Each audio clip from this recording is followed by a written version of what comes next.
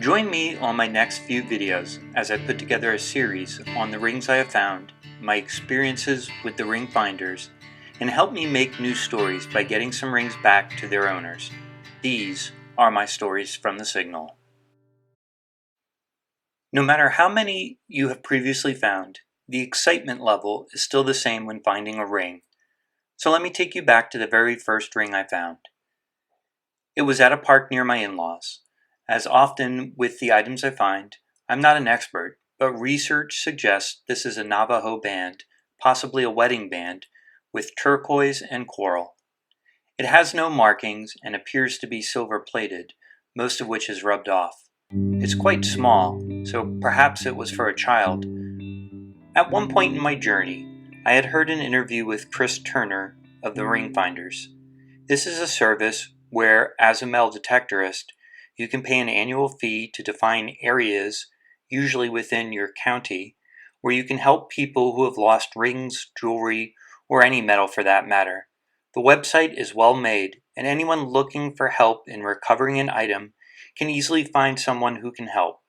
After hearing this interview, I joined and had been part of the service for several years. I had some cool finds and of course some stories that I'll share over the next few videos. Prior to being enrolled in the service, Chris reached out personally to me and we had a discussion. He is super friendly and very experienced in finding rings. He provided some tips both over the phone and in writing. This alone was worth joining up for the service. Now I will say I am not sponsored by the Ring Finders, nor am I an active member at this point. I'll explain why as I get into some of the stories.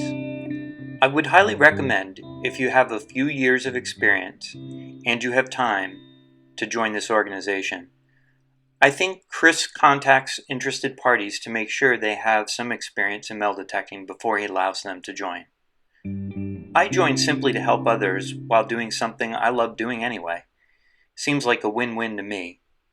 I also joined as a way to make connections to potentially get access to interesting land to metal detect. One thing about this is you never know when or why someone is going to contact you. My first contact was someone who lost their ring in their yard raking leaves.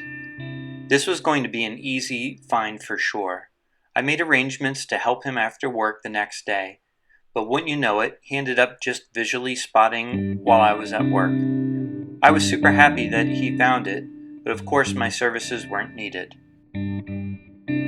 I wasn't sure how often I would get contacted. It wasn't until a few months later, in the middle of winter, that I got my next email. A man lost his ring while working on his truck while on a service road.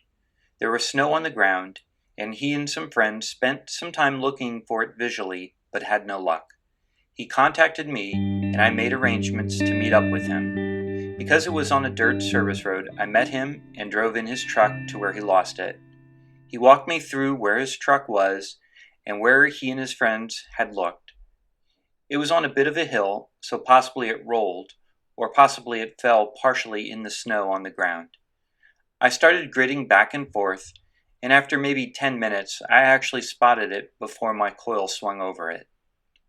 Now, I never started in the Ring Finders to make money. Some people in the organization do charge for their services. Of course, you are spending time, traveling, and using your equipment. I wouldn't take anything for finding this. I did ask that he either pay it forward or donate to a charity. I later got an email that he had made a donation to the Wounded Warriors Project. I could not have been more happy to help someone who then helped others. If you've lost one of the rings I have featured, reach out to me. On my channel page is an About tab where you can get my email.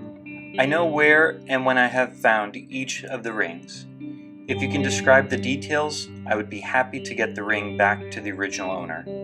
Please share this video, especially if you live in Pennsylvania or know someone who lost a ring there, as this is where I found most of these rings. And stay tuned for my next video where I will show more rings I have found and will continue to share stories.